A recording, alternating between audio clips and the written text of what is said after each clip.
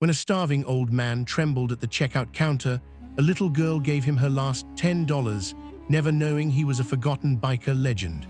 That single act of kindness brought hundreds of roaring motorcycles to her doorstep that night and changed her family's life forever. Let's go to the story. The grocery store was unusually quiet that late afternoon, the kind of silence that felt heavy, almost tired. Only the soft hum of the refrigerators and the occasional beep of the checkout scanner echoed through the aisles of Miller's Grocery, a small, fadding store on the corner of Maplewood Street. Sunlight leaked through the dusty windows, drawing long, golden lines across the floor like memories stretching toward the past. The place smelled faintly of old cardboard and warm bread, a scent that carried both comfort and sadness. At the checkout counter stood an old man, thin, hunched, worn down by years of battles life had thrown at him. His name was Jack Miller, 74 years old, a widower, a veteran, a man who once had everything and then lost it all. His clothes were frayed, his boots cracked, and his hands, once strong enough to lift engines and build homes, now trembled as he counted a small pile of coins on the counter. Wait, before I continue, answer this in the comments. What would you do in this situation?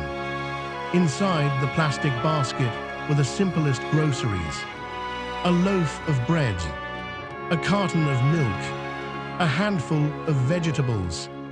Nothing fancy, nothing extra, just what he needed to survive another day. Jack's breathing grew shallow as he pushed the coins forward. His voice cracked like an old record. "Ma'am, this should cover it." The cashier, Amber Dawson, tapped her nails impatiently. She didn't look cruel, just exhausted, overworked, and numb from life's routine. "Sir, you're short," she said flatly, "by $3. $3. To some people, nothing. To Jack Miller, everything." Behind him, customers sighed and muttered annoyed complaints. "Come on, man. Always holding up the line. Just buy what you can afford."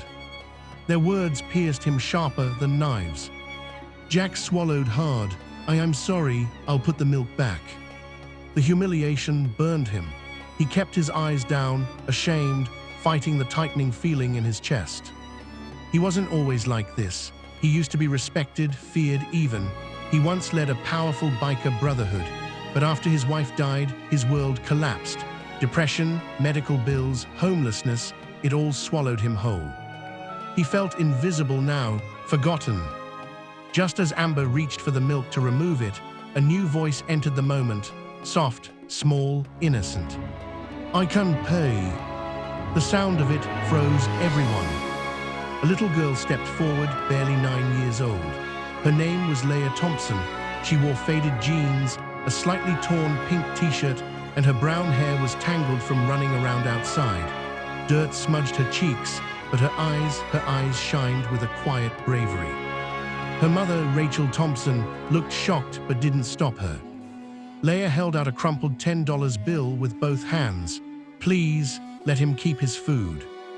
Jack turned around slowly, like he couldn't believe the world was still capable of kindness. His tired blue eyes met hers, full of innocence and compassion. He shook his head weakly. "Sweetheart, I can't take your money." Real viewers only. Comment yes or no. I want to see who's actually paying attention. But Leah only smiled, shy yet determined. "It's okay, sir. I saved it from chores. I want to help." Something inside him cracked. For the first time in years, someone saw him, not as a burden, not as a shadow, but as a human being. Amber took the money. No one complained. Not one person moved. The entire store held its breath as if witnessing something sacred. She bagged the groceries and handed them to Jack. He whispered, thank you, Angel," but his voice failed him, choked by tears. Jack walked out of the store with his head bowed, but the moment he stepped outside, everything changed. Because waiting for him on the sidewalk was a line of motorcycles, massive chrome beasts glistening beneath the fading sunlight. Dozens of them, maybe more. Their riders stood still, watching through the glass doors. Black leather vests, heavy boots, tattoos, and their emblem. The Iron Saints, a legendary biker brotherhood known for protecting veterans, widows, and the forgotten. Warriors of charity, feared by criminals and praised by townsfolk. And Jack Miller was one of their founders. But Leia didn't know that. No one in the store knew who the trembling old man truly was.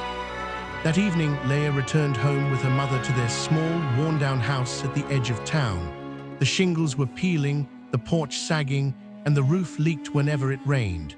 But it was home, and to Leia, home was enough. Rachel cooked dinner, just rice and beans, while Leia sat by the window staring at the star-filled sky. Her heart felt warm. She had done something good today. Something that made her small world feel bigger. But she had no idea what she had awakened. Hours passed, and then, at the stroke of 9, the ground began to tremble. Quick challenge, describe this moment in one emoji. Let's see what you pick. Fire. A deep, rolling thunder echoed across the neighborhood. Leia's fork clattered to the floor. Rachel looked up, eyes widening. What's that sound? Leia ran to the porch barefoot. The air was cool, the night peaceful, until she saw it. Headlights, dozens. No, hundreds. Motorcycles. Roaring down her street like a river of steel and fire. Engines growling, lights flashing, the night sky trembling beneath their power. Neighbors peeked through windows, terrified. Dogs barked, Barbies cried. The motorcycles slowed, and then one by one, they parked in front of her house. The roar of engines echoed like thunder rolling across the earth. The Iron Saints had come. Rachel stepped out, her voice trembling.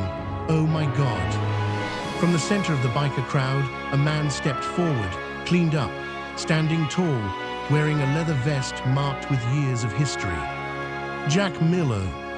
He looked nothing like the fragile old man from the grocery store earlier. Tonight, he looked like a legend rising from the ashes. Leia's eyes widened. It's you. Jack smiled, a soft, grateful, heartbreaking smile. Yes, sweetheart, it's me. Rachel held Leia close, unsure whether to feel fear or awe. Jack spoke loudly so everyone could hear. You gave me hope today. When I felt invisible, when the world had turned its back on me, you reached out with the purest kindness I've ever known. His voice trembled, tears blurred his vision. I called my brothers, told them about a little girl named Leia who reminded me what it means to be human again. He handed Leia's mother an envelope. Rachel hesitated, then opened it. Her breath caught. It was filled with money, enough to pay months of overdue rent and fix their leaking roof. Behind Jack, bikers began unloading boxes from their trucks. Groceries, clothes, new shoes, blankets, toys, even school supplies. Neighbors gathered outside, stunned. Jack turned back to Leia. We took a vote, little angel. The Iron Saints would be honored to sponsor your family. You'll never go hungry again. And tomorrow morning, a crew will be here to repair your home, inside and out. Leia stared at him, overwhelmed. Why are you doing this? Jack knelt down, his old knees shaking. Because one small act of kindness saved my life today. You gave me something I thought I lost forever, faith. I'm watching your comments right now. Tell me, should I continue the story or stop here? The leader of the Iron Saints, a massive man named Cole Ramirez, lifted Leia gently and placed a custom-made leather jacket around her shoulders, tiny but perfect. Across the back, stitched in silver thread, Little Saint. The bikers roared their engines in salute, a thunderous, breathtaking symphony.